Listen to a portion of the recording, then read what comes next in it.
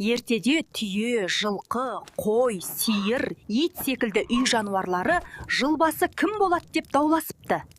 Тоқтаңдар, алдымен мен айтайын. Адам зат баласына менен асқан пайдалы ешкім жоқ.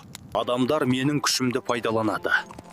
Ауыр заттарын арбаға артып, арбаны маған жегеді. Мен мінсе көлікпін, қажетті жеріне уақытында жеткіземін. Енді мені тыңдаңдар. Мен де осал емеспін. Мен мықтымын. Мен шөл далада бірнеше апта су ішпестен ауыр жүк көтеріп жүре беремін. Жем шөп сұрап мазаны алмаймын. Шөл далада өскен тікенекті жантақты да қорек ете аламын. Енді маған да құлақ салыңдар.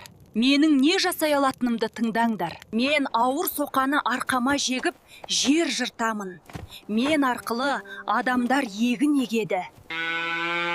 Сиыр сүтінен құрт, ірімшік, май жасайды. Менің денем кішкентай болғанымен, еңбегім үлкен. Менің жүнімнен жіп иіріп, киіз басады. Шұлық тоқып, жылы киім дайындайды. Маған да кезек беріңдер. Мен де айтарымды айтайын. Мен адамдарды таңмен таласа оятамын. Мен болмасам, күн мен түнді ажырата алмар едіңдер. Мен адамзаттың ең адал досымын. Адамдардың мүлкін қорғаймын. Қауіпсіздігіне кепілмін. Тоқтаңыздар, бұлай таласқаннан түк шықпайды. Одан да таңертең күннің сәулесін кім бірінші көреді, сол жылбасы болсын. Мына титімдей неме несіне сеніп тұр? Мен бәріңнен биікпін. Күн сәулесі бірінші маған көрінеді.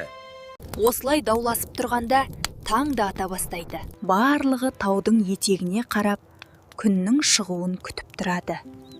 Ал тышқан болса, түйенің өркешіне өрмелеп шығып, таудың шыңына қарайды.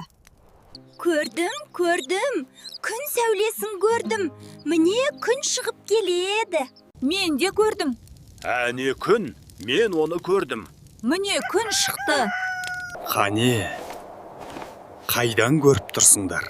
Тау шыңына емес, етегіне қарап тұрған түйе бойына сеніп, жылдан қалып қойыпты.